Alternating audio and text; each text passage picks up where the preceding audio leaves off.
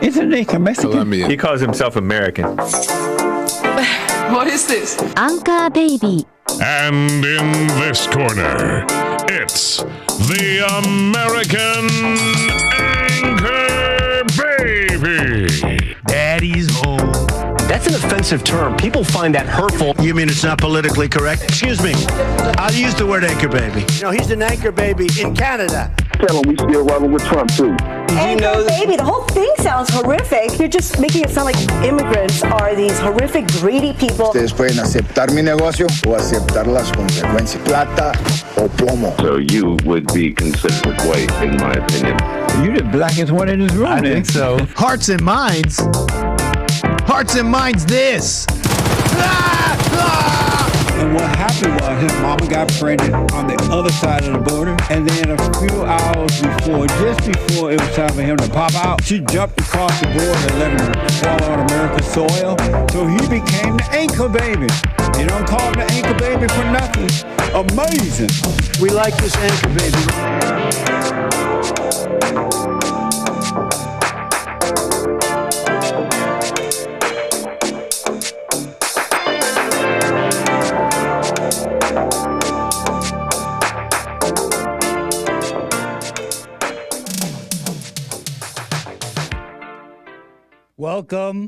Welcome. Hello, everybody. How you doing? I am the American Anchor Baby. This is my show. Thank you for joining me today. Got some stuff to get into. Got a good show. Couple things going on.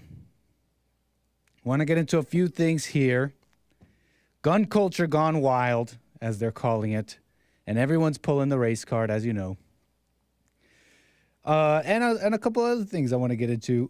Dissenters squashed. There is no dissent allowed anymore. I want to talk about how the DOJ is going after the so-called regime ideology. Black leftists are not safe from this. Doesn't matter. And Egypt reclaims Cleopatra. Little funny story here from Netflix. They're suing. Egypt is suing Netflix. Gonna get into all that, and as well as basically the manager class. I want to get into that a little bit. The manager class, the elite, the media, and everything else wants us to be okay with everything going on. One story about the smells of of people. And if you don't like BO, you're a xenophobe. As well as maybe a little bit on depression. A little thing on that. Howie Mandel's depressed. He's been depressed for a long time. But he recently described it on the Joe Rogan show. As well as your calls. You can call me at 888-775-3773. Before we get started here, drop a like for the stream. It does help. Drop me a like. If you like it, then like it. If you don't, call me about it. And, of course, Twitter, Gorgonzola on Twitter. Spelling's right up here. You can follow me there. Not quite active there just yet, but maybe I'll get my twit on sometime soon. I'll at least be announcing stuff there. All right, yes. Very nice to have you all here. So, like I was saying, gun culture gone wild. It's the talk. Did you guys catch the Hake Report debate? I have to mention that. Very good stuff. Against T-Jump on this very topic. That was a great debate, yeah. The HakeReport.com/appearances, I believe. I think it might be up there. If not, you can just check it out. Yeah, it is up there. Modern day debate, good stuff. You know, I'll talk about that quickly because it fits. Because there's something I heard in that debate I'd never heard before, ever. I'd never heard this before. And Hake said, well, T-Jump's crux of his argument was when there are no guns, there are no gun deaths. Very, very dry statistical look at everything. Very dry, a far removed kind of look at the situation. No guns, no gun deaths. How can you argue against that? Don't you want less deaths? What are you, a monster? What are you, a worse, a conservative? But that's something I never heard before in last night's debate was, I don't care about gun deaths. I'd never heard it put like that. The gasps from T-Jump and maybe some in the audience. You don't care about gun deaths? Don't you think less death is good? I mean, that's just obvious, right? How could you be against that? And James, I don't care about that. I don't care about gun deaths. You know what? I don't care about gun deaths either. And anybody who does say they care about gun deaths, they're just lying, right? They say they care, but they'll, it's shallow. It's shallow. They care about the number. They don't care about what's really going on. Liberals only care about gun deaths at legislation or something. I'm trying to make a joke out of how they say Republicans only care about lives before the womb or something. And then after they're born, they just let them have horrible lives because you're not giving them stuff like welfare. You only care about lives pro-birth, not pro-life. That's what I meant. That's what they say, right? Nobody cares about anybody. That's so true. Anyways, it made me, it made me just think about a country that's just, it's connected to us to the south, Mexico. You may have heard of this country a little bit, maybe. Maybe you know a little bit about it, maybe. And they have firearms regulations. They have gun control. Pretty heavy gun control, in fact. Pretty intense stuff. I was looking into it a little bit. Mexico has extremely restrictive laws regarding gun possession. In fact, there are only 2 stores, I guess, official stores in the entire country, according to Wikipedia. 2 gun stores in the entire. It takes months of paperwork, etc. And of course, Mexico is just such an example, right, on gun deaths and crime, etc. Clearly, I'm being sarcastic because it's clearly not working there, right? And I'm not saying anything groundbreaking here, but it's something to consider because less gun deaths doesn't really mean much. Because it's the people of Mexico that have made it that way, made Mexico the way it is. Yes, they have gangs, they have cartels and all that. And you could say, well, the people are they're just victims of these cartels. They're just at the mercy of these cartels. But that's not true either. In Mexico, you see a lot of praise to cartels, or at least turning a blind eye to. And both of those situations, both of those positions are embedded in the culture of the people. Whether it's turning a blind eye and saying, you know what, I'm going to stay out of it, which means fear, which means, fear means you're not going to handle it. Or the open praise of cartels and sicarios, as they're called. Because sometimes these people bring a sort of stability to some areas. You may not know that.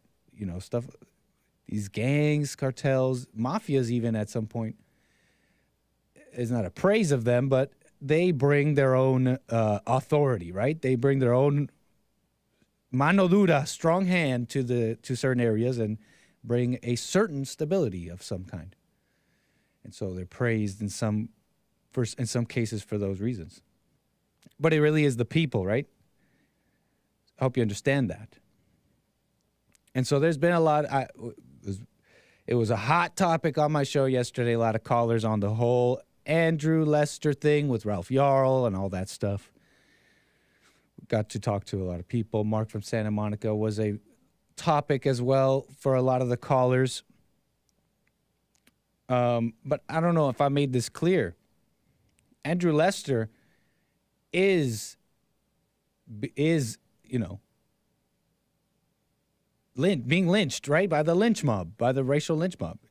He really that is just a fact. I'm going to show that to you in a moment here. That's just a fact. So it was an interesting talk with all the callers yesterday. But there's been a number of stories recently, and some a little older, that draw parallels to the story in Missouri with Ralph Yarl that have not had any media, not truly any media attention to the point the one in Missouri did.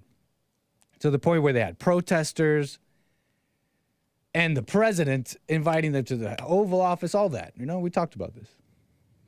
But I was sent some stories and stuff to really put into perspective what's going on the landscape with the media and everything. Because there's just divides in the country that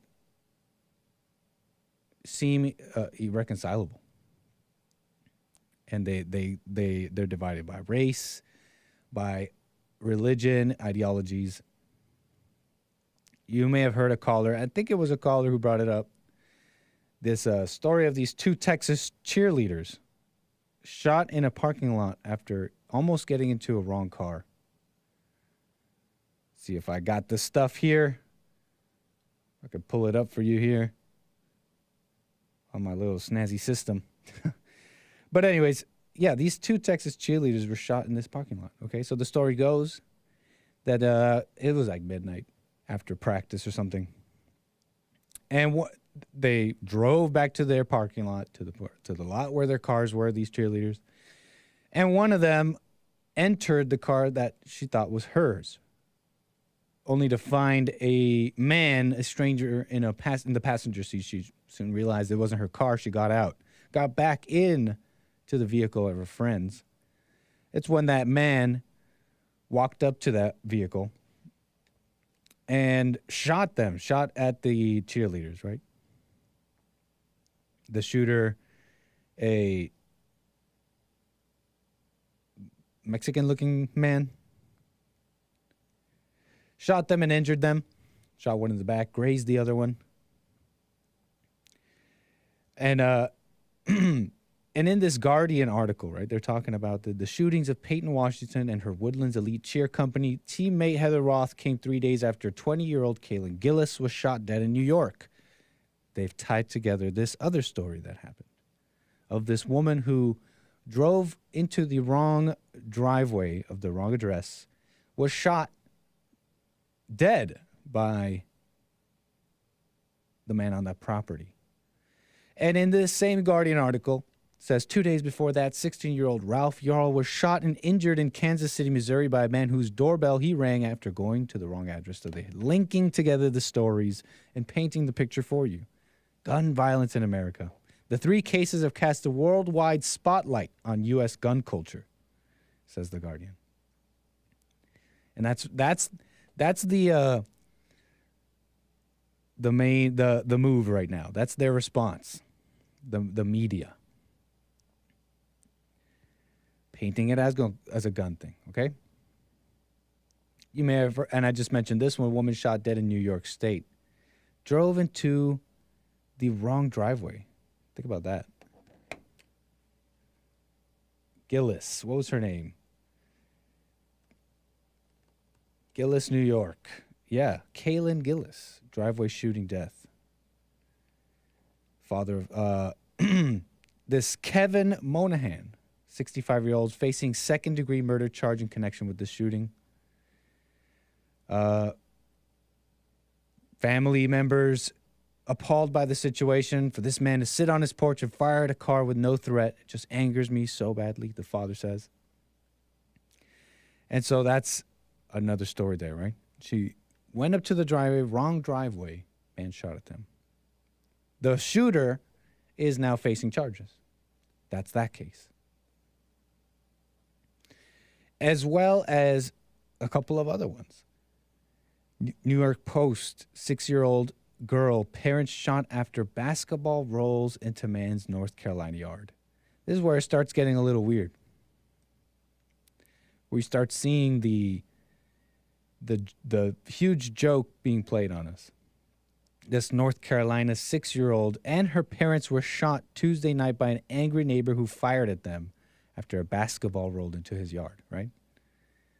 I don't think you could just easily just add this to the other stories of, accidental shootings or just being at the wrong place, wrong time. They just want to add it in like it's nothing.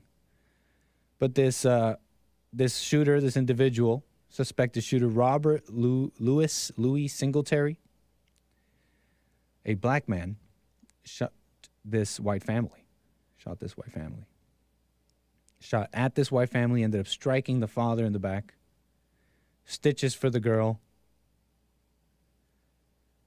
We don't even know the man, Kinsley told the station. Why did you shoot my daddy and me? Why did you shoot a kid's dad? No attention, no outcry. Was this? Where's the racial component? There must be a racial component, or at least an investigation into if there was a racial component here. The first two stories fit the gun control agenda. This one here, you could try add it in. And then another one of this Alabama woman admitting to killing a child who was playing on her property. This is a little bit of an older one from the National File. Woman from Phoenix City, Alabama, is facing first-degree murder charges after shooting 12-year-old Connor Mullins, a white boy, this black lady. No real talk about the racial component. And I'm not saying there is one. But you start to see the big game being played here. The big game to divide and conquer. The thing about it is in each one of these cases, the shooters are facing charges and justice is going as it seems, right? In every one of them, in the Texas one, the New York one, we're seeing a process, due process, whatever, happening. And so then that's that case and it should end there. But we're not seeing that. We're going to see, it remains to be seen what happens with the whole Andrew Lester thing. But they went straight to race. Even in this Guardian article about the other shooting, you read it through, and halfway through, it's talking about Andrew Lester and Ralph Yarl and the racial component. In the article for the Gillis one here from the Guardian as well, halfway through, it pivots to Ralph Yarl and the racial component. So it really is a lynch mob, as you can clearly see. So I don't care about gun deaths. I don't care about those things because we could have no gun deaths, right? But then who would we be? Do we really want to be like other countries? Is that what we really care about?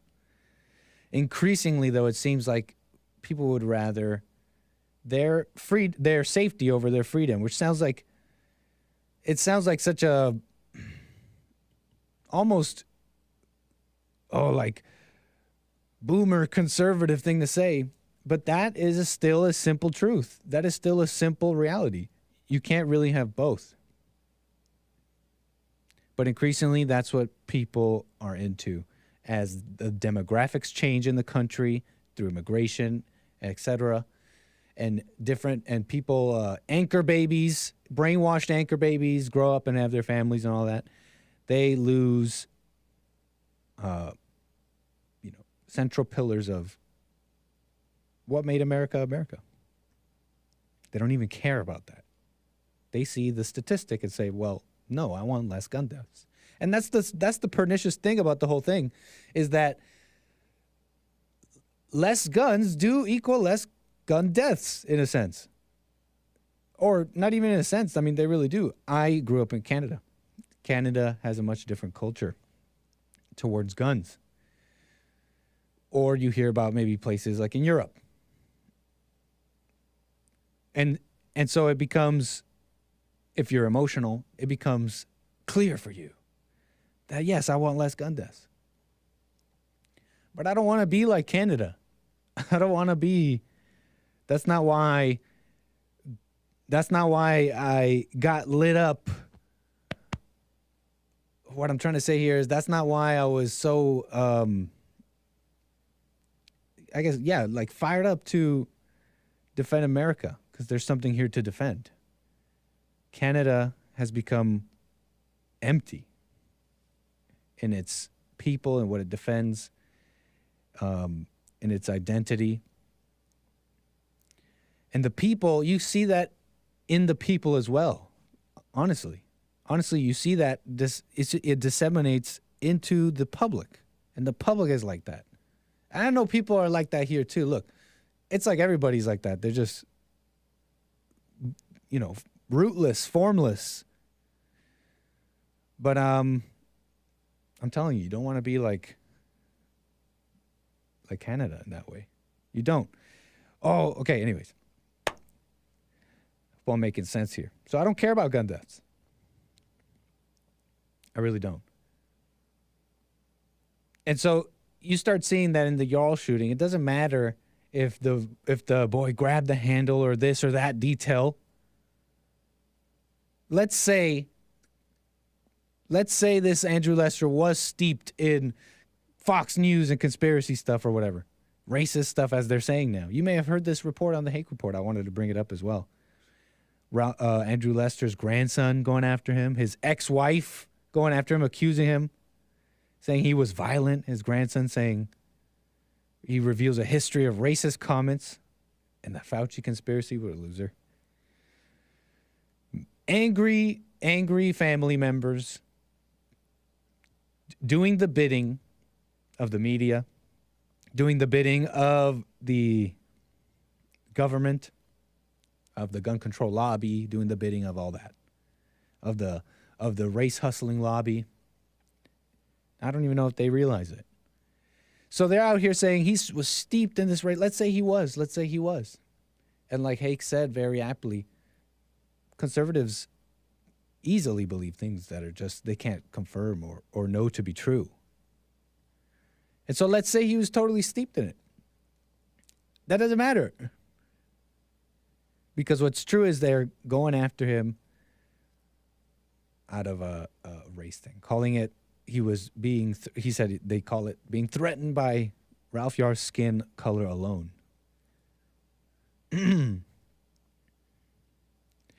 So that's what's going on with all that. And it's just such a deception, such a lie. But here's the thing about it all. The elites, that sounds, we got elites. We got people in the White House. Anyways, that's my conspiracy voice, I guess. Alex Jones.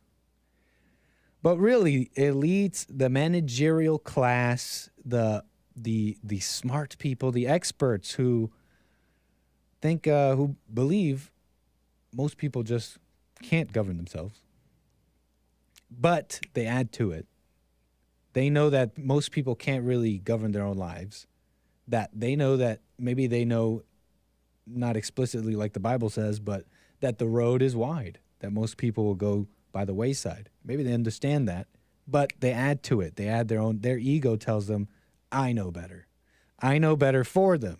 And those people, the managerial class, very rich, they see the whole thing as numbers, okay? They're playing Sim City, okay? You ever played Sim City? They're playing Sim City with us, okay? They see the resources, they see the consumption, they see the graphs, and everything is about having a handle on that, okay? Gun control is people control, economy control, the climate stuff, economy control.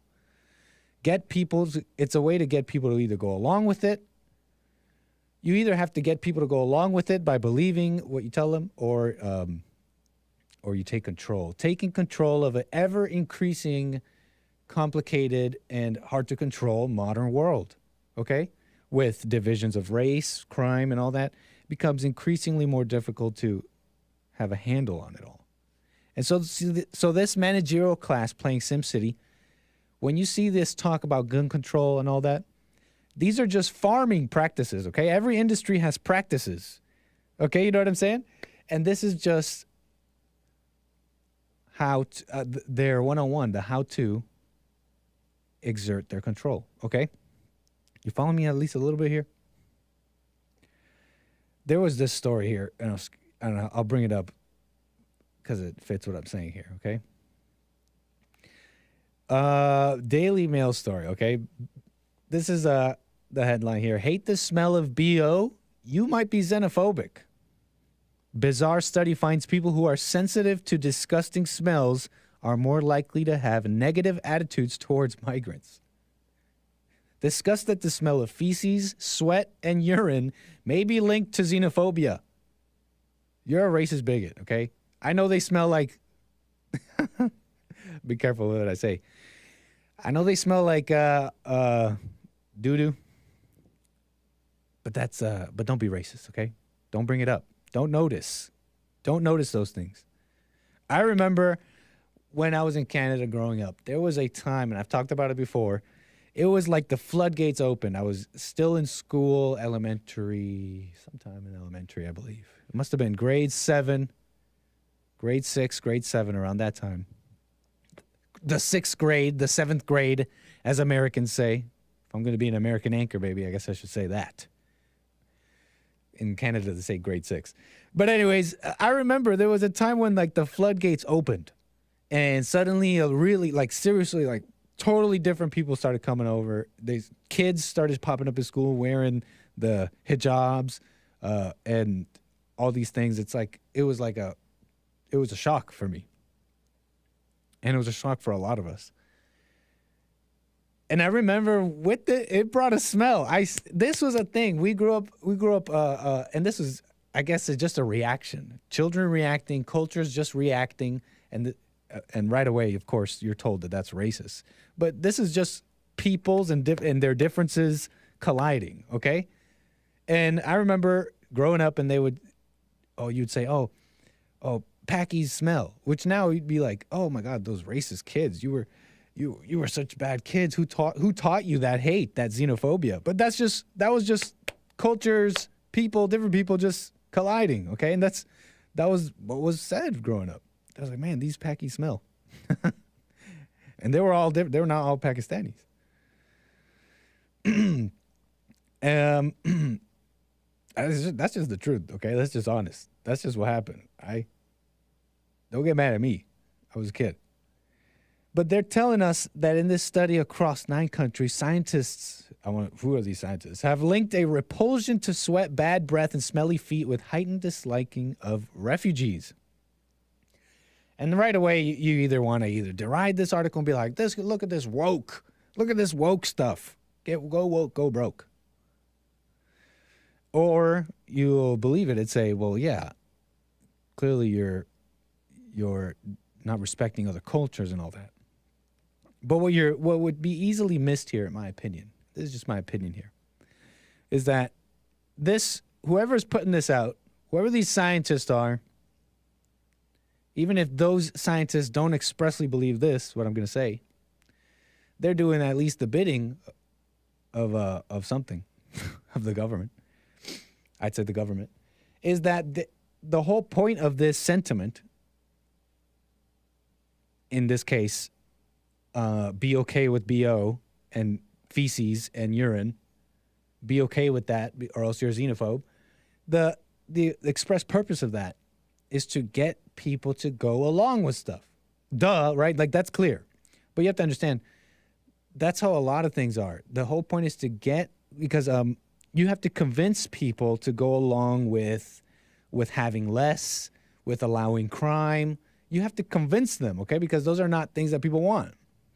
With having strangers around, with having, your quality of life decline, with having your communities and cities become dirtier, hellholes, crime, etc. You have to convince them to be okay with it.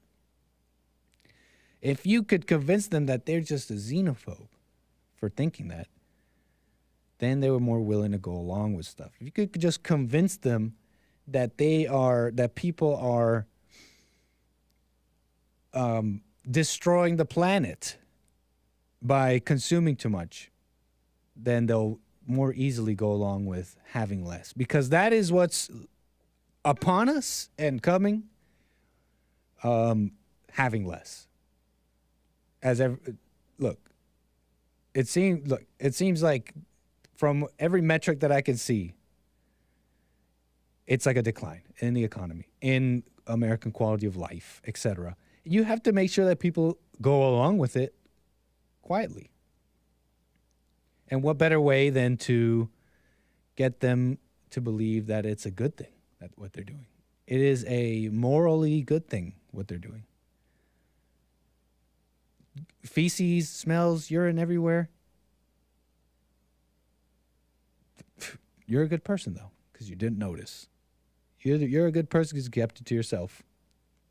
You know what I'm saying? So that's what's going on here. It's like managerial class. The managerial class, the elite, the government, they see the writing on the wall, so to speak, that people are getting more violent. Blacks are getting more violent because they see that. There's no way they don't. That the races are fighting. That things are increasingly more chaotic. And they see the writing on the wall and they're like, you know what? We can't have them have guns. They see the writing on the wall, so to speak, but then they take it a step further. Their ego gets in there and says, you know what? These people, I know better. I know better for them. They're going to shoot up. They're going to shoot each other. And worse, they're going to make it harder for me to govern because I know better for them.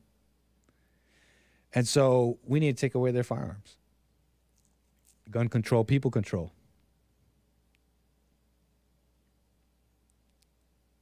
Am I making sense? You know what I'm saying? So this is just farming practices, okay? This is how to get the cattle. This is just a industry, that one little industry secret to get the cattle in line. So we'll see what happens with all that. Hopefully, we'll see. I know people are calling yesterday, Mark from Santa Monica, saying we need to make a martyr of Andrew Lester. And it feels like a lot of callers afterwards just kind of very quickly wanted to say, and maybe I kind of did this too, that Mark was a victim, that Mark was feeling this way or that way, but I don't think we know. We don't really know. So I'd say to anyone, whether it was Mark or anyone, watch your reaction to things, because if you have the wrong reaction, you are playing right into the hands of your enemies. That's just the simple truth.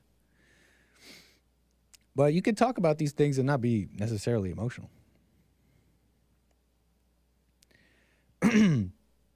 And you can recognize that that justice will not be played out in this situation. And that, for me, is really the point. It's easy to get lost, right? These stories are so, whirlwind stories, got the nation going. You want to take a side, I guess. Which I don't really totally understand fully, not taking a side. But anyways. It's easy to get caught up in the details, but really, what's going on here? Justice is not going to happen because they're playing the race card and looking for that racial component. Okay. I mean, that's what I got to say about that. The bean counters, that's the managerial class, right? The bean counters, they're going to make you fall in line, okay? They're going to make you fall in line. You can't leave the plantation. What I want to do first here. What I want to do is this race card. Since I guess this fits. This thing I want to cover next.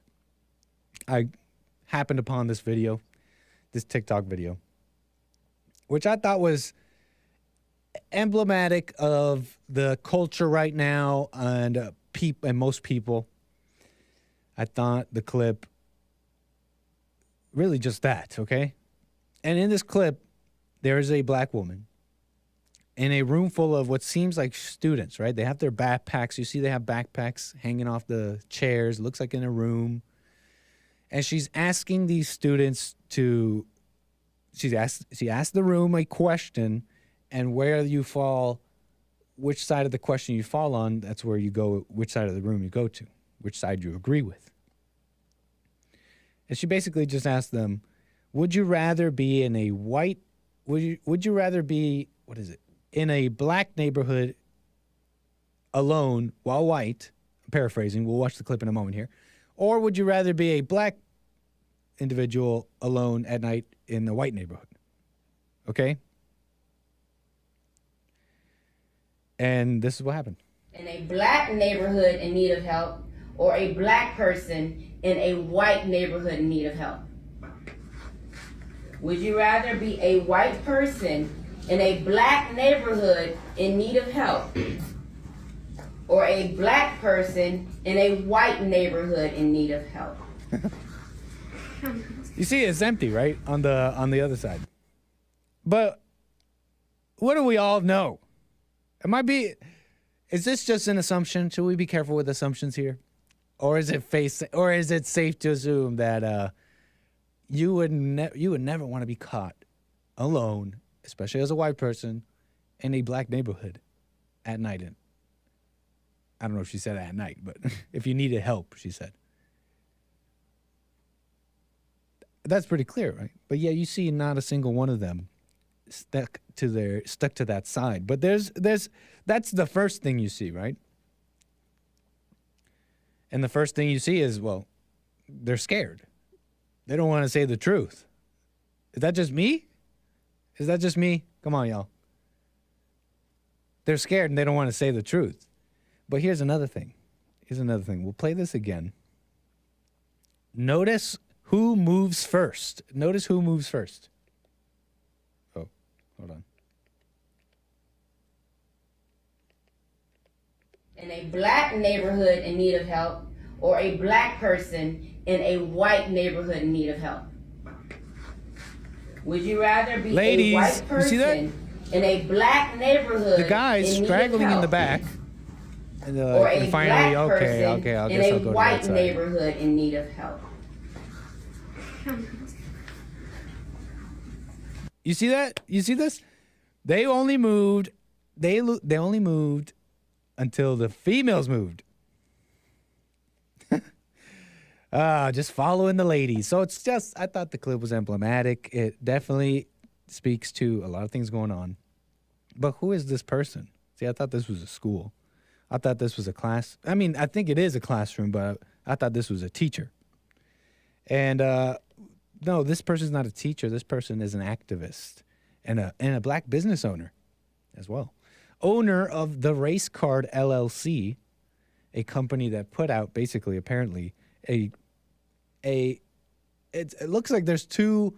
This company offers two products. I think initially a deck of cards with racial questions to get a conversation going. Okay, and then further, they have also been tasked by different companies to talk about diversity, racism, etc. Diversity, inclusion. See, because this whole thing is an industry.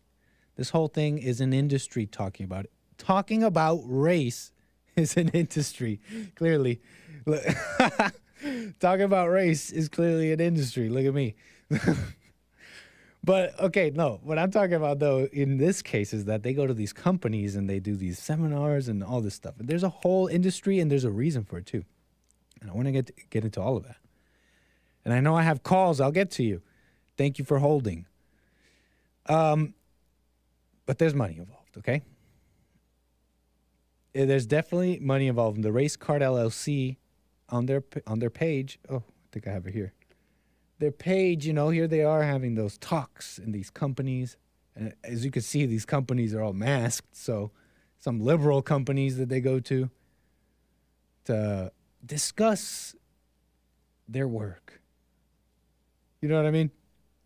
And so who are these people? Is these two individuals here, these two ladies, I'm stealing that from Bill Burr. Anytime he's about to call a woman the B word, he stops himself. He's like, ladies. But anyways, these two ladies, these Sarah Pearson Collins and Kezia Pearson. First one has a hyphenated last name. Well, it's not hyphenated, but I mean, her sister's not Pearson Collins.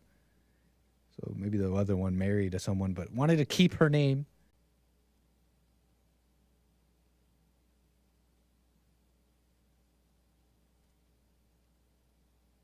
Am I back now? What happened there? They're trying to get me. They're aiming the radio waves against me. Buffering, but seems okay now. We're back. Retry server. What the? Okay. They're trying to get me. They don't want me to. They don't want me. They don't want us to get the message out. They don't want us to get out the hood. I don't know what I'm even doing here. They don't want us to succeed. They don't want success.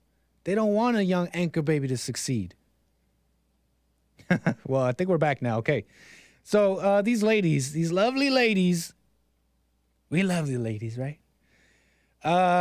In their website here, they say if we stop the conversation, there is no magic wand that we can wave to end racism. We believe we can begin to eradicate it by simply starting the conversation. No, if we stop the conversation, you would stop getting paid. And that's how it is with many things that are going on right now. Interested groups need to keep up appearances to keep up the funding, keep up the money. If there is no problem, then there is no need for them. And really, there is no racism problem. Okay? You still following me here even after that little break? Even after that little buffer? Because this is the last thing I want to do here to paint the picture, all right? I got a picture here. Do you see it? These bean counters. Is that racist? Can't even say bean. It's a bean like you're counting beans on an abacus or something like that, right? This person gets this many beans, you get this many beans. It's not racial. It's not racial. Although I think I'm allowed to say bean-related race things, right, YouTube? I think that's my right. Anyways, there was something interesting that Glenn Greenwald on Twitter did a report on. I thought it was, somewhat fascinating because apparently there are several American black leftist groups that are being charged with felonies for posting memes and other political content against the war in Ukraine. Okay? And when you look into these groups, they're just like Pan-African group, black leftist groups. They're like they sound like any other pro-black kind of group that you think of, These like Pan-African groups, usually leftist, usually promoted and, largely left alone by the DOJ, law enforcement, the regime. These groups of these, remember there was like groups of them armed walking around at like state capitals around the country?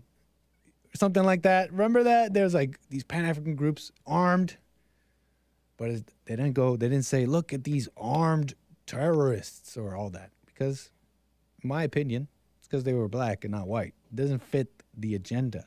The purpose being take away the rights from the people that are decent.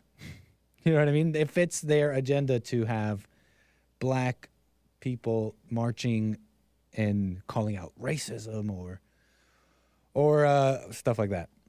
Black separatist movements.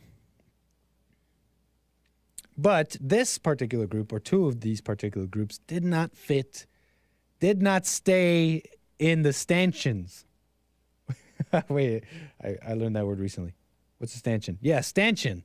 The upright polar support. You know those, like in the Capitol, they had those poles with the supports and the nice red ribbons or whatever to keep people in the single file or whatever. The stanchions. Well, these black groups didn't follow the rules. There's this one group here. I think I have an image. Race card.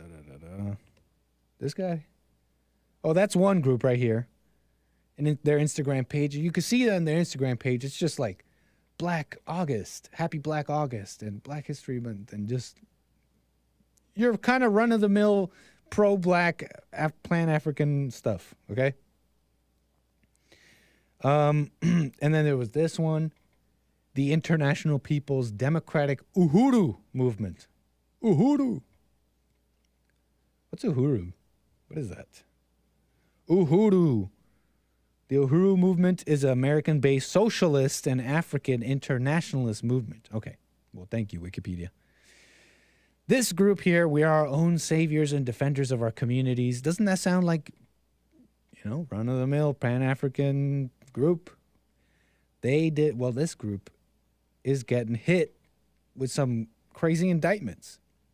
The DOJ, the leader of this particular group, Omali Yeshitela, I wonder if that was the name he was born with, spoke at a Peace in Ukraine rally, okay?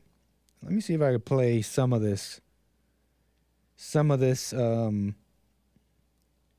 video here. To feed, clothe, and house ourselves, and that is our mission, and that is why we build economic development programs throughout this country, and that is why we are being under attack, because everything that we build for our own selves it negates the power of the colonizer, and that is why they're attacking us. So I'm saying, come to St. Louis, take a look for yourself, see how we've transformed the entire African community there.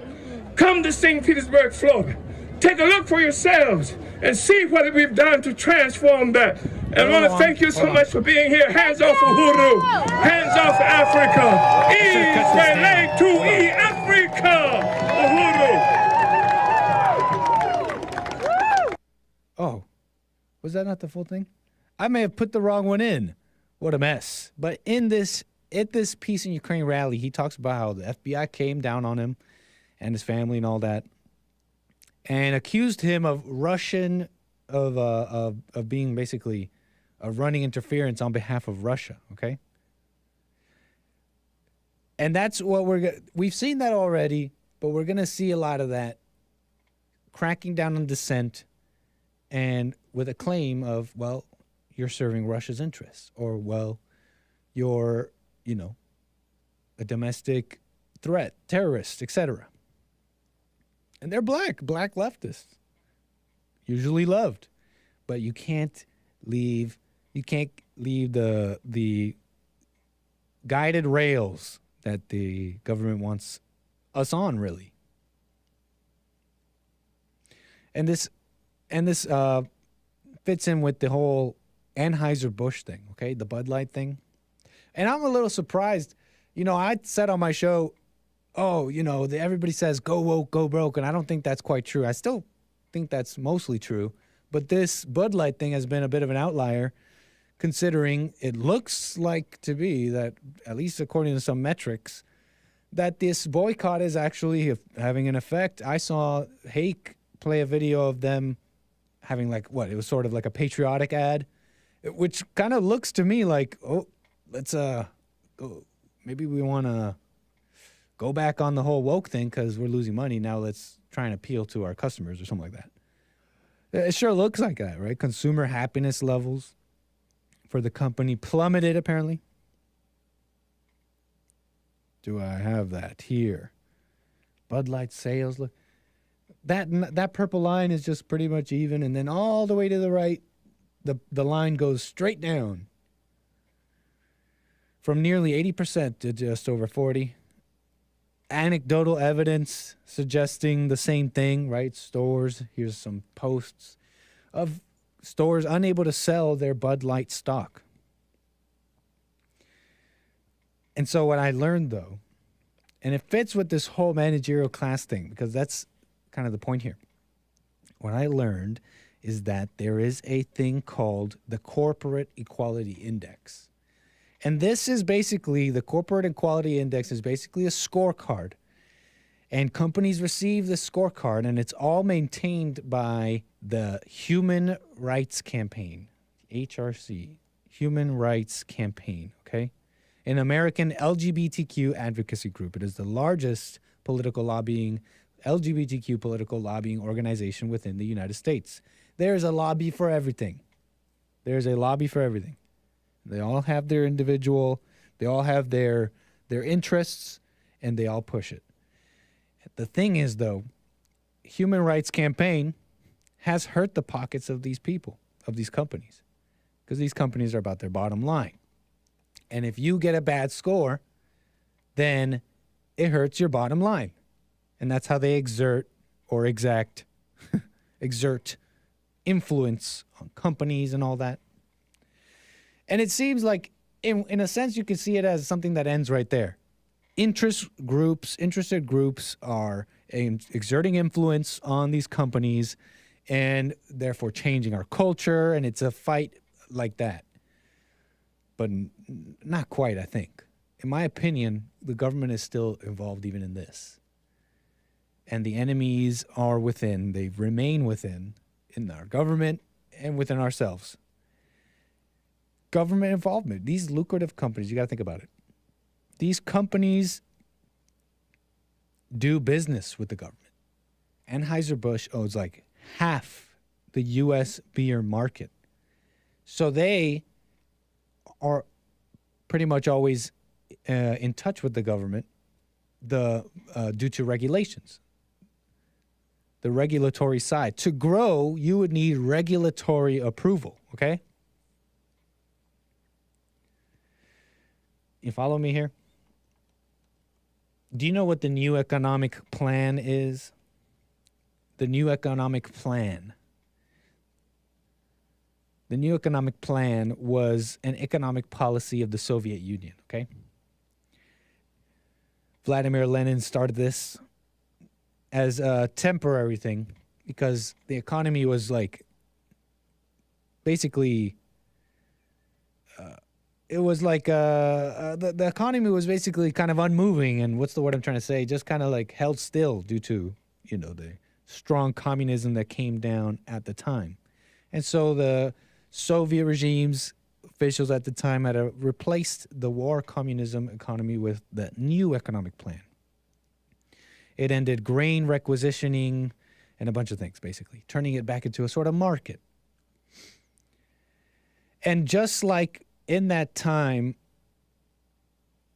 just like then, in those years, the big industries were controlled by the party. While, you know, small companies were allowed to have their business, eventually the socialist model would prove to be superior. And just like that, today, large corporations are finding it lucrative to go along with to peddle the regime's ideology. It's in their favor to put out the preferred cultural rules, and it makes it look like it's natural, like it's coming up naturally, as if people, the market forces demanded it, etc. Pretty interesting stuff to me, at least. I got a couple callers here, but that's pretty much what I just been thinking about, I guess. Managerial class. Think about abortion too. Just saw this on the TV here. Mifepristone or whatever it's called, that drug, the anti-abort, or no, that's the abortion pill, and they want to make it more accessible and easy to get. But why would companies, leaders, anyone want those things when birth rates are so low? You know what I mean? Either you're dumb or evil. Either you believe what they tell you about looming climate threats, or you know that it's a way to control, keep people in cities, have technology give you a digital, digital footprint of every individual, digital identity. It makes things easier to manage. If everything's a graph, a statistic, a number on a screen, it makes it easy, and you can kind of understand a little bit more as to why things are the way they are. Why American life is starting to decline. It sucks. Let me get into this caller here. I got Frederick, LA, California. Frederick, you're on the air. Go ahead. What's going on, Nick? Hey, Frederick, what's up? Thanks for calling. Nice. Not too much. Happy 420 to everybody. Oh, gosh. First off, yeah. I disavow. Don't smoke pot. Get over that stuff. Come on now. You're a dreamer. Are you celebrating 420 for real? Of course. I'm in California. Oh, God. What do you mean? Everybody celebrates 420. But I want to get off on the first group of people who ever played the race card. Okay. You know who they were? No. Come on, think hard. I really don't know. What are you getting at? Okay. Wait. Well, I ain't Maybe I know I ain't gonna say it on the screen. I ain't gonna say it on your show because you might get clipped or whatnot. But the race card, you bring power to the race card. Like Jesse say, I bring power to white supremacy. If only y'all think black people have a race card, apparently we do, right? Why do you give black people power in saying they have a race card to pull? Why do I do that? Yeah, America, period. They say, oh, you pulling... It's something in your soul that feels like, that trumps my argument. I think it's some white guilt underneath their privilege where, like their classroom, they wouldn't feel safe in a black neighborhood, but they guilt says, you know what? Yeah. You know, it's an interesting point for this reason, because if I was talking to someone and they were calling out, for example, I don't know, racism against whites, I would think, well, is this person being a victim? Okay. And I'd ask them, I'd find out about their life and maybe find out, well, no, they work and they have their own stuff and they're not out here just blaming. They have their own lives. Okay, maybe they're not a victim. But another question I would ask them is, do you get angry? Does it make you mad when you hear about race stuff or people pulling race cards? Because if you get mad, listen to this. If you were to get mad, it means that you are giving up control. You are just you're just giving up any agency to the person that makes you mad. They control you. I agree. And when you see anger, that also lets you know there's no love in that person, or that person may be evil, so they lose their case anyway. Where is God in you if you're going to get angry at me pulling my race card at the unfairness of the situation? Yeah, all you're doing is, in fact, showing your devil. Right, you're showing your devil. But hey, what about this, Frederick? Can't someone speak about these things like, the attack on whites or whatever? Is it possible that they're just talking about the situation? Doesn't necessarily mean they're emotional and all that? No, because once you got somebody on the top and you got somebody on the bottom, everybody that's in between, it really doesn't matter, because the first race card was pulled by the Jews, and they're on top. Now, me and the Jews are made up. We're friends now. They said me and blacks, we've been victimized. So we're going to team up, and we're going to look at the situation. You're saying the Jews are saying that blacks are victimized, and that's why you're like, you know what? You're all right in my books. Let's team up? Yeah, that's what the Jews always been saying. No, wait. But weren't you just criticizing them for playing the race card? But now that I guess they let you in the club to play the race card, you're saying it's okay now? Oh yeah. We're gonna play our race card. Help me understand the logic. Do you care? So what you're telling me, the impression I'm gathering, is that you don't care about what's good and what's right. You just care about your group and how can I exert influence? No. What are you telling me here then? Because I must not be understanding you. This is God's story He's writing, and it's gonna be written the way He wants it, regardless of what we do or think. So God wants you to lie and play the victim and play the race card? Is what you're saying? It ain't lying. If you feel so you believe the Jews when they tell you that you're victimized? We're exposing the devil. Listen, we got to expose the devil, right? Sure. You know what helter skelter is? No, I just know that's the name of a Beatles song. What is that, anyways? Okay, Charlie Manson, he was on to something. All white people was gonna go hide in the desert, and they was gonna wait on the black males to take over, and then they was gonna help the black males run the earth because he was locked up, and these black Muslims scared him so much. That's what that means. That when he got out, he moved his whole tribe to the desert, and they was tripping and all this other stuff. But he was talking about race wars, race riots, the same thing that's going on, that's been going on, but it's a lack of is where the crime and the stealing and the white guilt. Helter skelter means confusion. Oh, sorry, go. Go ahead. What'd you say? Helter skelter means confusion. Manson said in court, it doesn't mean any war with anyone. It doesn't mean that some people are going to kill. Yeah, that ain't what Charlie Manson took it for. He took it because he thought the Beatles were singing to him. He was tripping. But yeah, it was the Beach Boys. He went out there to stay with them for a while before he got out of that cult.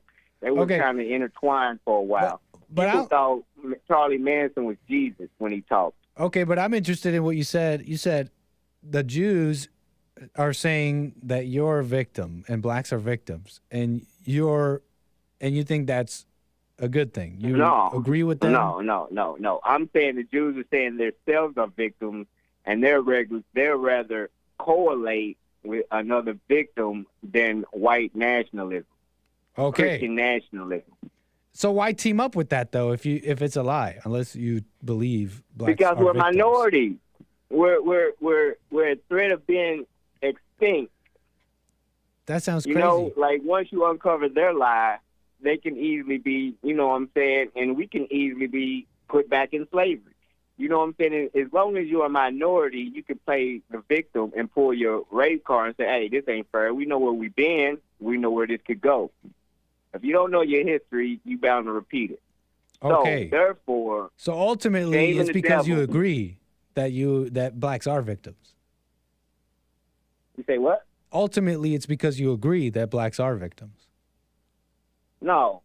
In some cases, all blacks ain't out here crying. I'm not crying. I mean, I'm thinking it's God's plan regardless. We're in the intermediate period. You know what I'm saying? We just came out of slavery not even 150 years ago. So now... But why team up with liars? That's what I don't understand. Why team up and be okay with that? With liars that want to use race and division to divide and conquer. Why not just be on the side of truth? And no matter who is on that side, you'd be okay with it, whatever race it is. No, if liars are running the world and they living in heaven, don't you think the people at the bottom in poverty wants to get to heaven too? Heaven on earth? But who's living in heaven? Wealth, waking up. You're saying the with Jews are living in heaven? You say what? You saying the Jews are living in heaven? I mean, yeah. If you but I can't imagine people who think people who believe. Oh my God! I can't imagine anyone believing. Oh, I'm a victim. Oh, people hate me because I'm Jewish. Oh, the Holocaust and anti-Semitism. I can't believe anyone who believes those things is in heaven. That doesn't sound like heaven to me. They done came up. When they were in the Holocaust, it was hell. They done pulled themselves together, and they trying to show blacks how we can do it, too. So you just want power and money and wealth? That's the only thing that's going to stop the crime rate. Poverty is the key cause of the crime. You don't agree? Interesting. I don't think so, man. I don't think so. Oh, my God. 14% I can't believe that. of the country only have 4% of the wealth, Nick. Say that again? 14% of the country only have 4% of the wealth. But that doesn't mean that that's why they commit crime. Are you telling me? Yeah, are you going to sit there? Do you believe the things like, oh, those Chicago teens that were rioting? They're just doing that because there was a lack of opportunity. You're telling me you're going along with all that? Rioting because of lack of opportunity. No, they're standing up for a cause that they take to the streets. I ain't never seen. So the Chicago, you know what I'm talking about? You know, over the weekend, the Chicago, just teens, just because it was a Saturday, just smashing cars, beating people up. No protest, no. But and then right away, Brandon Johnson and other leaders saying they're only doing that because it's a lack of opportunity. Are you telling me you're going along with all that? Yes, yes. Wow. Do you see those people? Sorry, go ahead. Hold on, Nick. Are you paying attention to the inner cities shutting down the swimming pools? closing the park. After school, you used to get a summer job. All of those opportunities are gone. These kids have nowhere to go but the street. And what are they going to learn in the street? A street education. True? So you're okay, but I don't know. These I just are don't know. Cities that can't manage a budget, so they take away from the poverty neighborhoods and say, oh, well, we're going to cut off the sprinklers and the water in this park, and y'all going to have to find something. They trying to cut, maybe. but they doing it racially. They're not shutting down the pools over in the nice neighborhoods or the shutting down the after-school programs or the free lunch trucks that used to ride through. All But of that stuff is that's being... only stuff that nice places get. You know what I'm saying? Oh, what is nice places? The places that don't Y'all gonna have have to run crime, to places that do for themselves, work. No, we are coming up, and Places y'all that still grow. white flighting.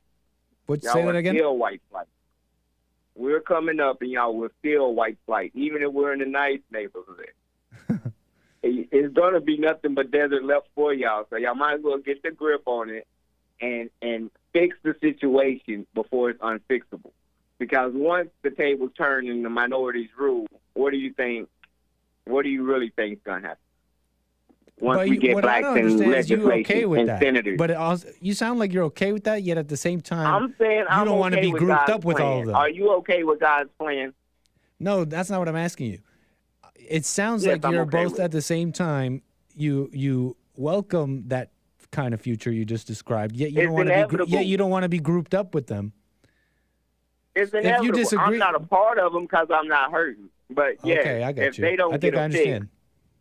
Okay, yeah, I think I if understand. they don't get the situation fixed, it's inevitable, and more crime and more of the same that you're focusing on is going to happen. They need opportunity. I think I understand. I think I understand what you're saying. That's why you're gonna. That's why you're. That's why you're on our side, right? That's why you're on our side, right? That's why you're gonna vote Trump, right? No. Look, that Budweiser. There's races that drink American beer before they drink any other beer, no matter how they advertise. It's American beer. They're gonna drink it. It's a South thing. They're gonna. It makes them feel good, whatever. Prohibition is not coming back. All the bootlegging and all the money off bootlegging, there's some parts in Kentucky that's still dry where they run moonshine and all that.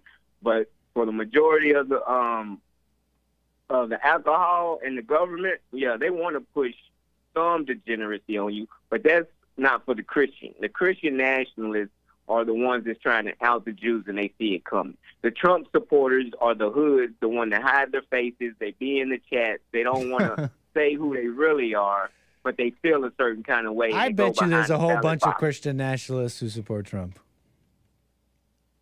If we're talking about the same people. I don't know. Trump needs DeSantis support. I mean, Trump is like a puppet, on. really. You don't really believe that.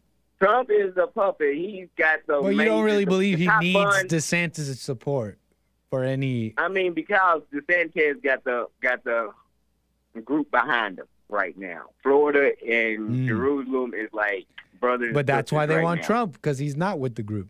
That's the point. People see that, I think. And that's what scares the Jews. So that's going to get them in. No, yeah, that's Christian nationalists. That's what I'm saying. The Christians. And that's why you're a Christian nationalist, right? Because no, you see what's coming. What do you mean? Because you see what's coming. You see that it's going to create more misery for everyone. The future that you described. That's why you're a Christian nationalist, right? No, I'm a pharaoh. I'm thinking the Bible plagiarized. You see Egypt is suing Netflix? Have I seen what? Egypt is suing Netflix. Oh, are they? Yeah, well, Netflix, they have this show and they depict Cleopatra as a black woman.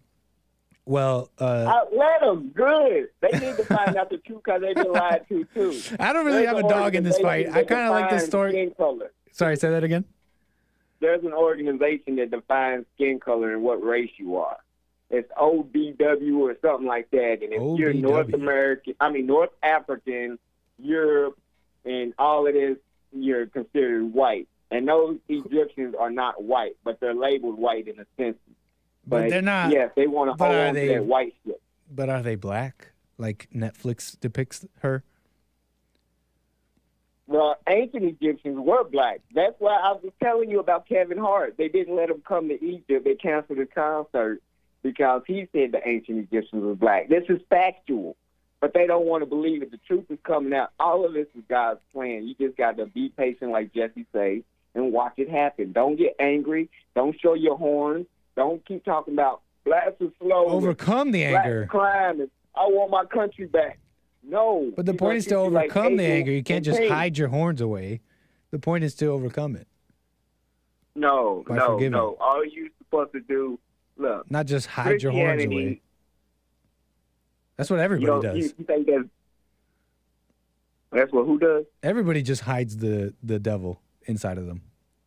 No. That's what everybody does. You get on TV, you show your face, and you tell how you feel about it. In 30 years, you might be canceled because of this show and how you feel. Who knows?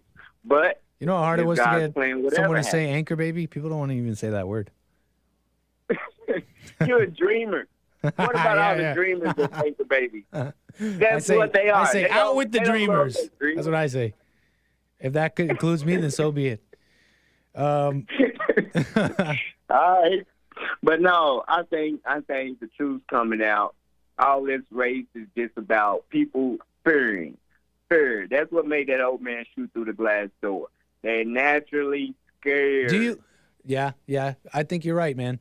I think you might be right, actually. What do you say? Do you think it's a lynch? Do you think it's an anti-white lynch mob against this Andrew Lester? What's going on with the Kansas, Missouri thing? Do you believe justice? We're gonna get justice there.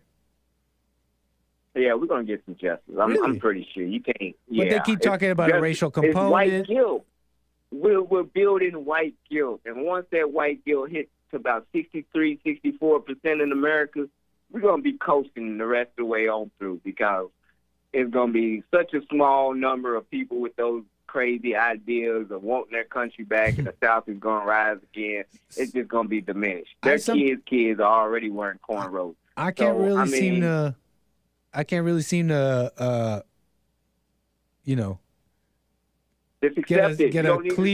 a clear kind of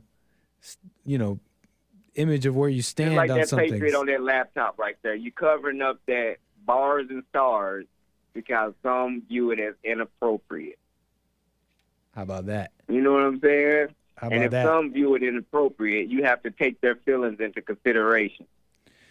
Well, Frederick, don't cover it back up. I don't know if I can. Don't really care. do that. I don't really care about but this. Hey, huh? Yes. I don't know. I don't want to get in trouble with the network though. Yes, exactly. And that's what the world. I don't know what the regime network wants me doing about this, but I honestly don't care. Yeah, it's maybe we should have a meeting. Disavowing in the future. Maybe we should have a meeting. And let Egypt try to sue for facts and DNA records. Hey, Egypt is saying Cleopatra was Greek, man. You're gonna have to take it up with them, Frederick. I spent already so much time with you. I do appreciate your call, man. Great talking to you. Yep, for sure. Thanks for your call. Call me back. Clay, Indiana. Go ahead. Hey, Nick. What's going on, man? What's up, Clay? Thanks for calling. I've never been on your show, but it's great to talk to you, bro. Yeah, appreciate it. You're the anchor baby, and you're gonna grow up to be an anchor man someday. Yeah, you're watching. Yeah, the anchor baby becomes the anchor man. You're watching it happen before your very eyes. You have to make it through the difficult years of being an anchor teenager. Oh, that's true. The fickle anchor teenager years. Terrible teens. You're doing great, man. I know that you are. I don't know much about your show actually because your show is actually the easiest for me to call in. I like to call on Hake and bug him, but my work schedule has made it so difficult for me lately.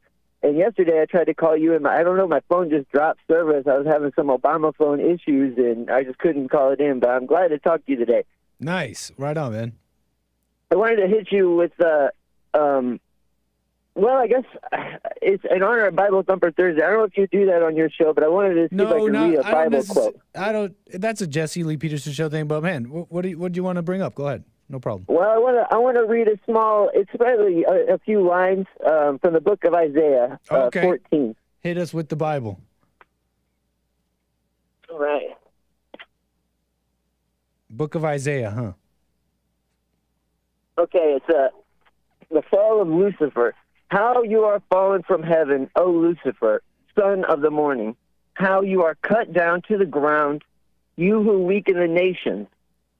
For you have said in your heart, I will ascend into heaven. I will exalt my throne above the stars of God. I will also sit on the mount of the congregation on the farthest sides of the north. I will ascend above the heights of the clouds. I will be like the Most High. Yet you shall be brought down to hell, to the lowest depths of the pit. Those who see you will gaze at you and consider you, saying, is this the man who made the earth to tremble? Who shook kingdoms, who made the world as a wilderness and destroyed its cities, who did not open the house of his prisoners? All the kings of the nations, all of them sleep in glory, everyone in his own house, but you are cast out of your grave like an abominable branch. Like the garment of those who are slain, thrust through with a sword, who go down to the stones of the pit, like a corpse trodden underfoot.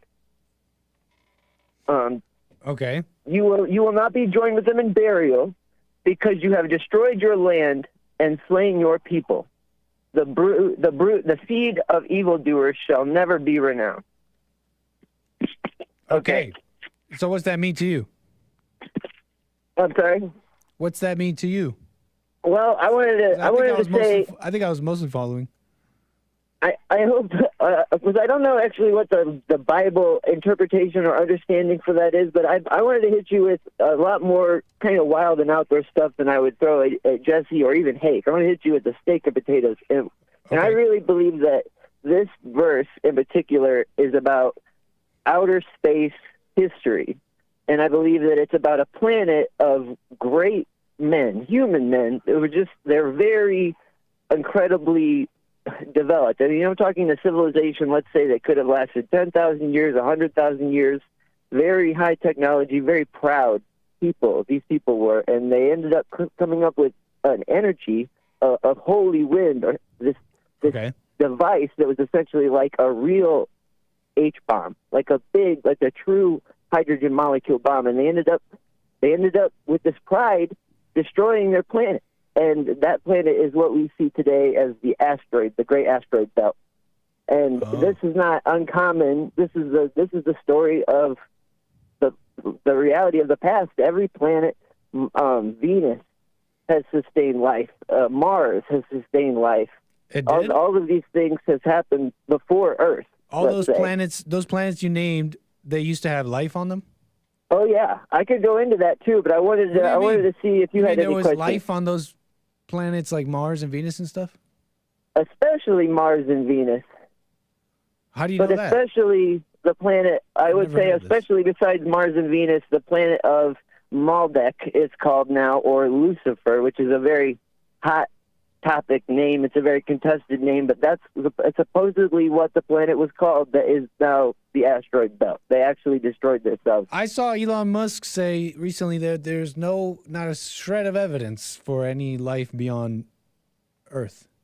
Oh, well, I mean, I love Elon Musk, don't get me wrong, but he's totally wrong. Like Neil deGrasse Tyson, all these people are so sure they're right, even though science's pretty much job has been being proved wrong over and over again. When we learn about the new shit, electricity was around for thousands of years, but nobody had a light bulb to tap into it. It was always there. We just never had a way to. Are you celebrating 420?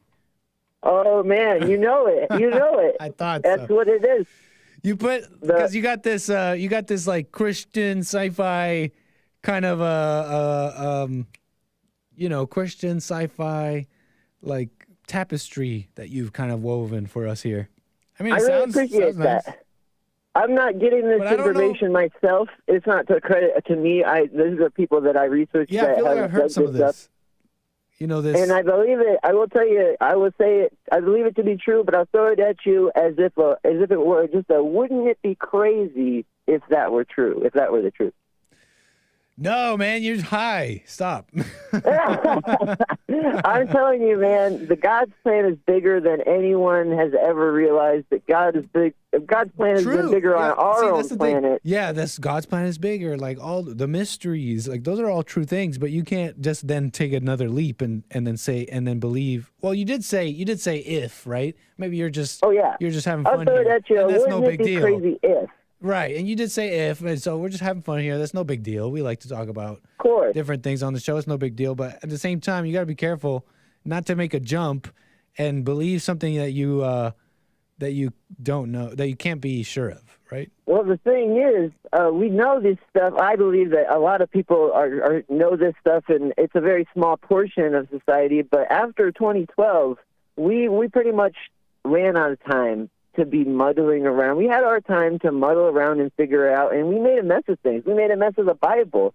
There's Christians, there are Christians out there that'll fight you that the Bible is not the inerrant word of God because God was supposed to keep it true. He said he would keep it true. It has to be true. It has to be the word of God. But I'm telling you, things were changed. Some things were changed. I think there's a lot of truth in there. You just have to be logical to think. I mean, you have to use your God-given logic to know, well, hey, this is a book written by people. That's just simple and common sense. Exactly. Well, yeah, people are going to use books and words to influence and all that. Like, that's just God-given common sense. I don't know what to tell you. If they had any idea how much was really changed or muddled around, especially when it comes to Jesus and where he came from and what he did, just for political reasons of the time and church reasons and things like that. There's a lot of things in the Bible that I totally don't agree with that are just in there. The people believe they mean certain things, and that's fine. I believe that they mean deeper things.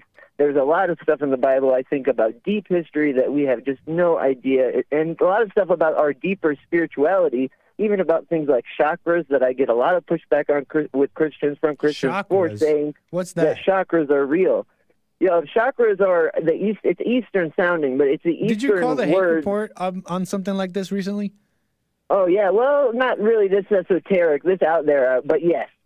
But on like energy and something like that? I was talking about a spiritual awakening that is coming and is in the process of happening, because you guys always talk about how this is just the darkest part before the dawn, but eventually the dawn's going to come, right? But the dawn is clear. The dawn to me is clear and makes perfect sense. It's not muddied up, and it's not unclear at all. But you don't know how right you are about that.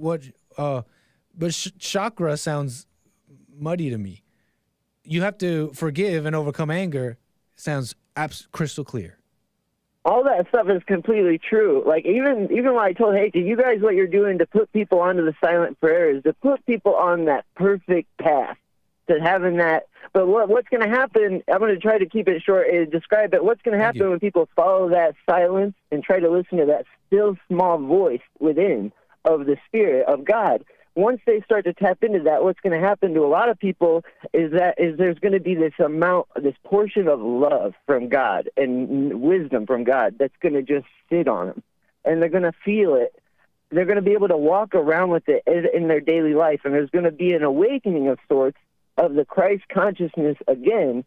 And that's going to be our dawn. And when that finally happens, I don't know if it's going to take 20 years. I don't know if it's going to take 60. But I'm telling you, brother, it's coming, and it's all because of things like the silent prayer, things like people stop listening to the thoughts and forgiving. Forgiving is so important.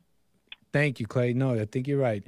Listen, do you feel your chakras more when you smoke pot? No, man. Actually, to be honest, chakra is just the Eastern word for wheel, for energy center. It's an energy center in your body. You have 7 of them.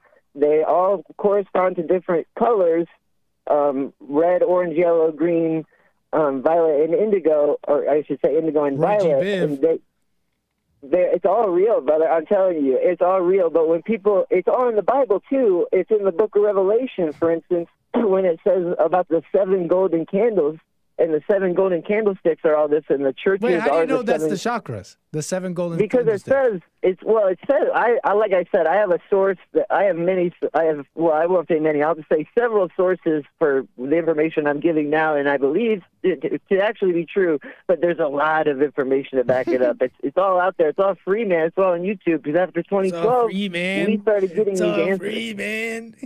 Oh, I'm telling you, it's real. It is real. But what the chakras are, when it comes to the Book of Revelation anyway, I don't remember the line exactly enough to recite. I'm not going to pull it up like I did the last one and read it. But it talks about the 7 golden candlesticks, and it describes all of the natures of these chakras. And people think, the Book of Revelation, they believe, they would say, oh, this is nonsense. Come back These to your are the phone, 7 bud. churches. Oh, I'm sorry. They would say that this is nonsense. These are the 7 churches, the Church of Philadelphia, all this stuff. Those churches are the 7 different chakras. Those churches are explaining different properties and different colors relating to those chakras. But that message is entirely lost on Christians today, because they want to think that it's talking about the rapture, about the battle to come. And it's just not. You said if, and it was kind of playful, but you do kind of believe that there was a planet out there named Lucifer, the Bible referred to it, and broke up into the asteroid belt. You do believe that the 7 candles it refers to the 7 chakras. Would it be impossible to believe that there was a more advanced, like, let's say Star Wars was real. Let's say there's a more advanced spacefaring civilization. I just stick in out reality, man. I haven't seen any evidence for that. You haven't seen any evidence for life besides Earth? I haven't seen anything like that. There's a different video every week that shows craft in the sky that we can't identify, but I'm not even going to get into that because I don't even know what that is necessarily. But I know that we think of aliens as these green men, and I know that there are types of aliens out there. I'm sure there's different types, but I want to say to you this is also something I believe is true. There are mostly humans out there, and those people out there, those other humans on other planets, they sing for us when we passed 2012 because we passed the marker. We passed the point where we were going to destroy ourselves. We were supposed to destroy the planet, not blow it up, but, nuclear, definitely mess it up really bad. We were supposed to, but because we passed 2000 and especially 2012, they sang for us, Nick. And it's a wondrous occasion. It's all part of God's plan, and it's all bigger than we could have ever imagined. This is somewhat fascinating to hear this a little bit. I'm just a little.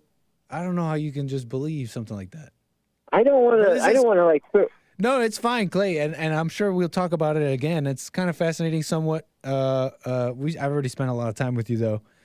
Oh, no worries, brother. I just wanted to throw some of this stuff at you. Some of these more out there ideas, in honor of 420, that is. Oh man, no. Maybe you're. God said there's nothing holier than the burning bush, Nick. No. That's not what that meant. Let he who is without sin. Let he who is without sin get the most stoned, Nick. No. That you. I fudged that one a little bit. Okay, that one's safe. Stay in the closet with that. If you're gonna smoke pot today on 420, keep it to yourself. I don't think there's anything wrong with it. I wouldn't say that it's good for your spiritual development, but I don't know.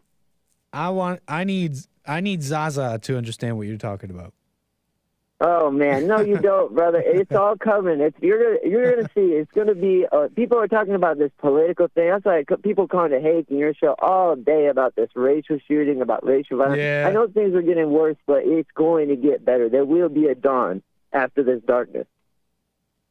Well, thanks, Clay. I really do appreciate your call. Call me back again. I appreciate your time, brother. Thank you, man. Problem. Anchor man. I love it. Thank you. Thank you very much. That was kind of interesting. What the heck? Get off the pot. Hopefully this is any children watching, this is a good reason why you don't want to smoke the za. No Zaza. Okay? That's New York for pot, if you didn't know. Okay? Anyways, Art, Ohio, you're on the air. Thank you for your call. Hey, man, how you doing, Nick? I'm doing fine, thank you. Okay, I wonder if I can almost guarantee you Frederica's got a last name of Johnson or Smith or something like that. Meaning, and a very austere ancestry, maybe even as well. Yeah, you right along. Okay, and I'm going to say that because I can almost guarantee you, back into 1930s, his peoples left from Alabama or Oklahoma and probably down somewhere about Louisiana, transferred or went to California around that time. So if I'm correctly in thinking this or whatnot, that means he's a Negro. And Negroes have the average height. This has already been proven. Facts are facts or whatnot. Negroes only get to be about 5'11" to about 6'3". That's the average height. Okay. That's the average height. Just like Mexicans and Indians or whatnot, Native American, Western Indians, average height is about 5'3" to about 5'9". You see what I'm saying? Okay. Europeans, same thing as about Negroes or whatnot. 5'9" to about 6'3" is the average height. These so-called pharaohs that he's talking about, I don't know him or whatnot, but I'm pretty sure he ain't no 6'9". The pharaohs or Egyptians or whatnot, them people or whatnot, are typically very thin and are about the average height is between 6'5" to about 6'9", 6'10". They real tall. Oh, really? Descendants of giants. Yeah. So my thing is this: he ain't no. Unless he's a descendants of Noah. Yeah. I don't. Egyptians are Egyptians descendants of Noah? I don't know. I think isn't everybody? Because everybody was killed. Everybody ain't the of the 12 tribes of Judah, and that's what I'm thinking. So long story short, and that's why out the Bible, the one story that the one brother sold the other brother to the Egyptians or whatnot because he was jealous of him because God had left the covenant or left the blessing with him or whatnot. So my thing is this: the whole reason why Negroes was cast out there into Egypt is because they both broke the commandment. And the Negroes, just like I said, their height and their mass wise mean they could lift, that help build the temples or whatnot, or what they call the pyramids. The pyramids or whatnot. They could help build the pyramids because the Egyptians, they're thin built. They're not able to lift their mass. Even if you get a whole bunch of them, the work is going to be strenuous for them because their bodies wasn't built for that or whatnot. So that's why they needed the Negro slaves to do that or whatnot. And the Negroes was fleeing from war or whatnot when they was battling Muslims or whatnot and whoever else they were battling at the time. But I just find that awfully funny. He just keeps saying he's a pharaoh or whatnot. I like to know his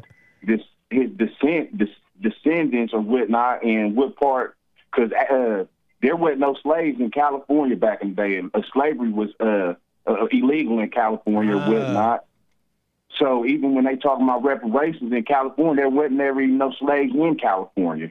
So I just love to know his descendants or whatnot, and where they originate from or whatnot. He's got to do the little ancestry test. Yeah, he might be. He might be Egyptian or whatnot, but I can almost. He don't sound like he's no middle. He don't look like a Saddam. He sounds and talks like an American black. Yeah, you know what I'm saying. So I mean, like whatever descendant, but you're an American black. Yeah. And is that crazy to say? Like that's what he is in a sense. I'm not trying to tell. You know what I'm trying to say? Like I'm not saying like how he should act, but it's like I see a lot of people deny a more simple identity in a sense. Like, hey, well, you grew up in America, but anyway. Yeah. And even, okay, Don Lemon said, switch up real quick. Don Lemon said he's an African-American. Well, if you're African-American, Don Lemon, or whatnot, what part of Africa is and what tribe in Africa or whatnot, maybe Zimbabwe or Ghana, you still got ancestors that's still over there or whatnot. So, all this African-American talk or whatnot, what tribe from over there in Africa you from? Ghana, Zimbabwe or whatnot. And then second thing is Africans, you notice when Africans sleep with other Africans, they are as black as the pavement or whatnot. Them is a totally different tribe of people or whatnot. And that's the only reason why they keep using this African-American term or whatnot is because they trying to confuse the Negroes with the African-Americans or whatnot. Yeah, yeah, this is ridiculous. When people don't know their history. And I don't know what's going on in California or whatnot. They must not. It's really liberal in California. They don't go back to the history of slavery or whatnot because he need to lay off the pot. Yeah, time to get off the pot. And then what I want to say one more thing. I'm gonna get off here. Okay. What I noticed about that clip from you were showing about the females or whatnot. Did they all go to one side of the room or whatnot, yes. saying that they wouldn't be scared to be in the black neighborhood? They would rather be a white person looking for help in the black neighborhood rather than being a black person looking for help in a white neighborhood. Well, that's your typical liberal or whatnot, but they full of nonsense or whatnot, and people like me, we see through it. They pander. Yeah. They act like they ain't scared to be around black people when we obviously know the truth or whatnot. Yeah. And something else I noticed too with that is that once again, females don't never think about what they doing before they do it. They just rush and try to do it. You see what I'm saying? Right. And, with that first feeling. Yeah. And the males follow right behind them. But I think that we need to go ahead and separate the females from the males and whatnot in these schools and in everything that we doing, because it's messing up the way men are supposed to naturally be and naturally think. Because a lot of them just trying to get the female anatomy, meaning they trying to sleep with the female or whatnot. So they trying to pander and do what the liberal female is doing just so they can be cool, and maybe later on at night get on the phone with them and see if they can get in some panties later on the night. Female attention. Female attention. If you're getting attention, you should be examining yourself. What is wrong? I remember when I was, like, for example, doing my show, or when I first started with Jesse and as producer, I'd get women calling me on the phone or emailing me and telling me, "Hey, Nick, you're so great, da-da-da." And instantly I'm like, what am I doing wrong? You know what I mean? That they feel bad for me, and you know what I'm saying? Like, if you're getting attention, you should be paying attention. What are you doing wrong? And I thought also that you ain't supposed to. I thought that the Revelations was written after the Bible, and I thought the Bible told you ain't supposed to believe anything else that's after the Bible. So I think that was a Bible that was written by a man. It wasn't written by the disciples, or as if I'm not mistaken. And the second thing is, I heard somebody say that the Bible's fake, and it was written by a whole bunch of whites or whatnot. When it was written by blacks and for blacks or whatnot, it broken down through translation by through these like Europeans, so it could be broken down from Hebrew into English translation or whatnot. And how you know the Bible is real or whatnot is because Noah's Ark, and how would Noah's going to be a flood before the flood if God didn't come to him and tell him about the prophecy about the flood or whatnot. He wouldn't have known that years before the flood. Only God would have been able to do that. Huh. Interesting. Gotcha. Man, gotcha. Thank you. Yeah, catch you later. Thank you, sir. Spending a lot of time here. Yes, sir. Appreciate it very much. Call me back again. Nice. Lots of callers here. I'm going to do this first, though. Super chats here. A couple super chats. Thank you so much. Got one here from Socrates the Philosopher. Says, ankle baby. Man, thank you. Max Smiles with the super chat says, Cleopatra was of Greek descent. Ain't no black woman wooing the Roman emperor Julius Caesar's. Huh. Renesio says, lesson, give a dirty bum money. Don't take him to Palms. Mario Ubaldo says, hola, chico. And DH says, ask me to, he says, yo, play RuneScape. I haven't played that since I was, I don't know, in grade school. RuneScape. Shout out RuneScape. Okay, gonna do these last few calls here real quick. I'd feel wrong not taking them. But that's pretty much the show, y'all. I'm gonna leave some of this other stuff for maybe tomorrow. Some stories for tomorrow, and we're gonna try to do a Nick stream tomorrow as well. So after the American Anchor Baby, we'll do a little bit of we'll take a flight. We'll charter a flight somewhere. Okay, Renee, Los Angeles, you're on the air. Hey, Nick. Thanks for taking my call, man. What's up, Renee? Thanks for calling. Yeah, I just wanted to elaborate more on what the other caller was saying. Okay, who? I think Clay. Yes, Clay. Go ahead. Yeah, so I only understood what he was talking about when it was 420, right? Oh, say that. Ask me your question one more time. No. I wanted to say that he was, like, obviously high or something. I think he did. He said he was celebrating 420, which I think that's what that means. Yeah, so I looked it up on the Google. Yeah. And it's also Hitler's birthday. Oh, yeah, it is, right? 420. Yeah. 420 was also, you say was, right? Is that what you say when talking about a dead person's birthday? Hitler was born on April 20th. This is true. Yeah. Happy birthday. I mean, well, he's dead. Yeah, he's dead. Supposedly. Or he's in Argentina. Right? So, yeah, he's over there. So it turns out a lot of people didn't like him. Wait. So, because he, like, hated the Jews. Are you just hearing about this today? Yeah, I thought he just started World War II, but apparently, like, he hated, You're genuine. So you're genuinely just hearing about the Jewish thing with Hitler? Yeah, there's this thing called the Holocaust. Sorry.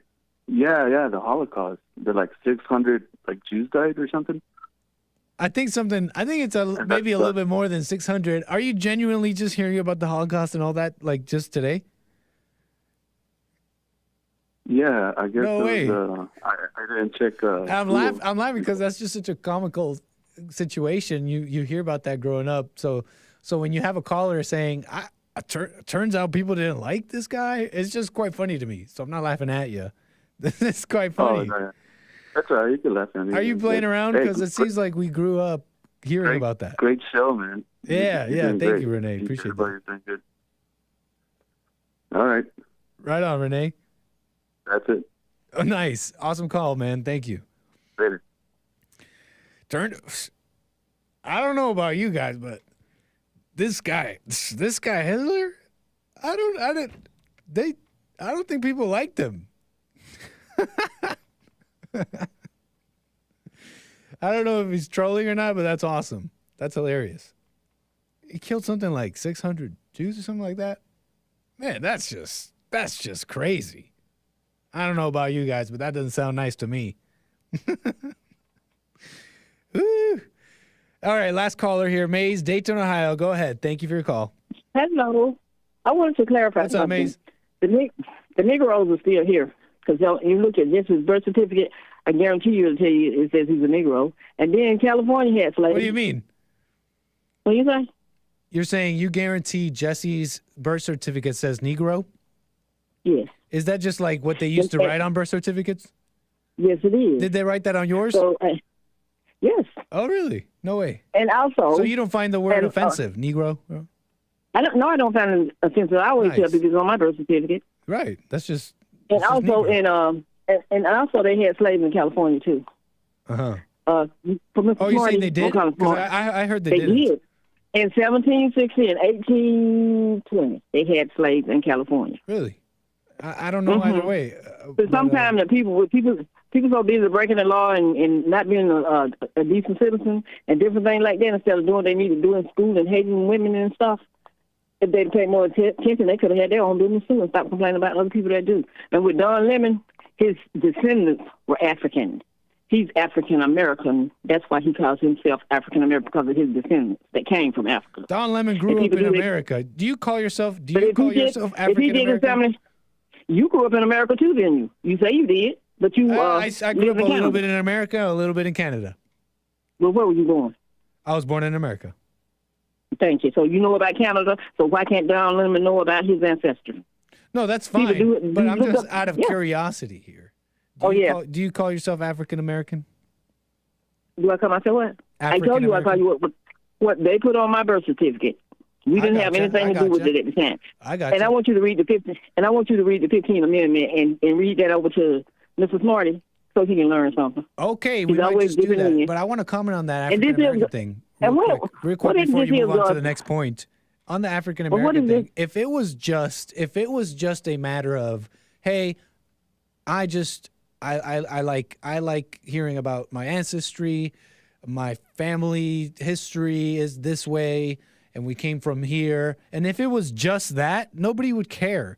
But everybody knows that the whole African American thing is a way of denying American culture, and also it's also a way to bring up racial division. If it was just it's just my history, then it wouldn't be an issue. Let me help you. But let me help you. We all know that's what it is. You're African American, not American. And you're African American because you're a slave, and they took away your African history. Hold on. And they took away your African history from you. And so if it was just, I just want to know where my family came from, then nobody would care. So let me explain something to you, since you stuck between Canada and America. Before there was African Americans, there was black. Then there was Negro, then it was black, then African Americans. So we didn't choose to put that on our birth certificate. That was this government that put it that way. So those that African American, they are what they see on their birth certificate. We didn't have nothing to do with that. So why you want to blame? Well, now, that's what I'm saying, because you stuck between Canada and America. You have some American ways, and you have some ways from Canada. Fair enough. And you defend Canada. Why? Yet I went to Canada? You defend the country that your family came from, because you know about it. But most African Americans don't know, and some don't care. Like the little independent that keep flying in here every day trying to mess up conversation people having and don't know what he's talking about. So when he learns something, then he can give something. But I'm not here selling out. I'm not here selling out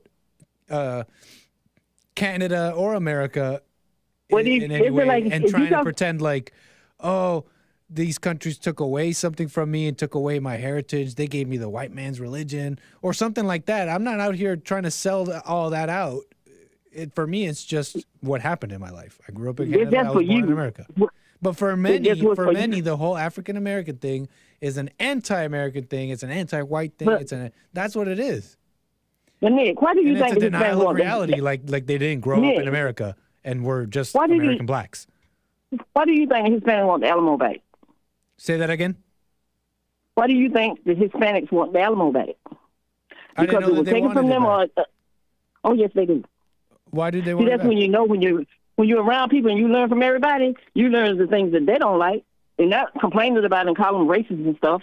When you have what people did things, why do you think the Native American and why do you think the Native American want people off their land? Well, they've been told they're thinking it's still their land when it's like they lost a long time ago. Time to get with it. It was a treaty. Time to get with it for your own good. For your own good, get with the program and live in this country. You know what I'm saying? Like they've been told that they're a victimized group and they're deserving of this. No, but you got Irish Americans, you got Jewish Americans, you got all kinds of people with America. I know, what a mess. What are you talking about when it comes to African Americans? Huh? That's what I'm saying. There's no interest. It's not about interest. I'm saying like when you have different people from different places, don't even get along together because they come from two different countries. Like you came from Canada, and you over here, you have dual citizenship.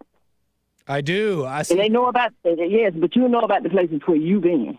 A lot of, as you say, Negroes didn't have the opportunity because they would not let them go and do that. But I'm not angry about it. That's the thing. I'm not angry. So they upset with Africa. They were upset with Africa because they want to join their people together, where the diamonds and all the good stuff at. I don't know, is it the God will to put it there, but somebody else come digging and take it from them, and they act like it didn't belong to them? Well, whatever's happening is God's will. So all these Christian people look at it that way. That's the way I see it. It's God's will. So it's God's I want you to look will. at the 15th Amendment and tell that man that was on yesterday why we got the rights we have. The 15th Amendment. I might have to do some reading, Maze. Yeah, go over. You put that on the plane and take it with you. Okay, right on. Shout out, like Big knowledge.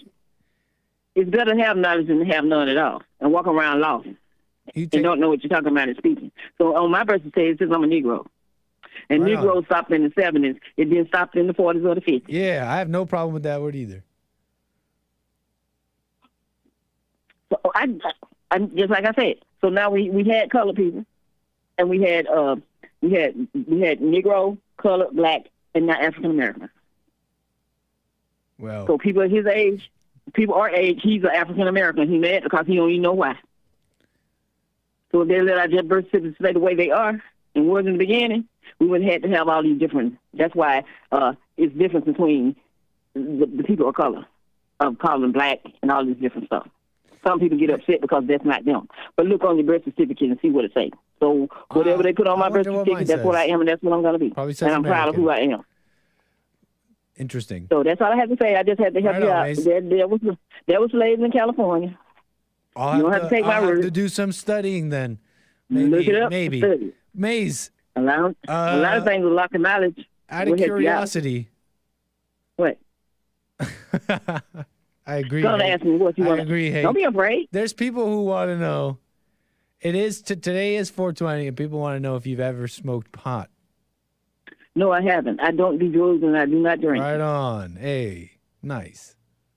And so what's wrong with it? What's that? What's wrong with it? Because I didn't do that. No, just someone was asking.